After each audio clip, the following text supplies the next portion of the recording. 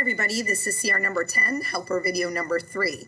We're going to start by going ahead and writing the problem down here. 121 plus n equals 84. Now remember it says solve for n, so that's what I'm trying to find.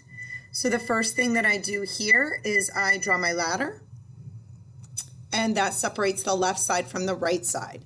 Now my whole goal is to get n by itself, so I need to zero out this 121.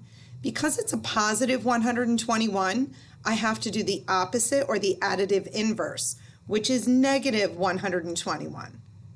Anything I do to one side of the equal sign, I have to do to the other. There we go.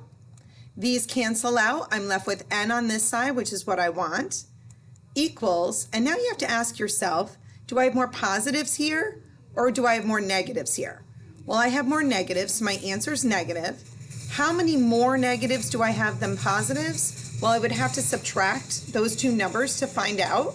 So I'm going to go ahead and subtract 84 from 121.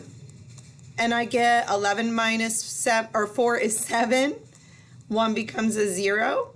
11 minus 8 is 3. And I have more negatives than positives. So my answer is negative 37, which matches B right up here. All right, good luck.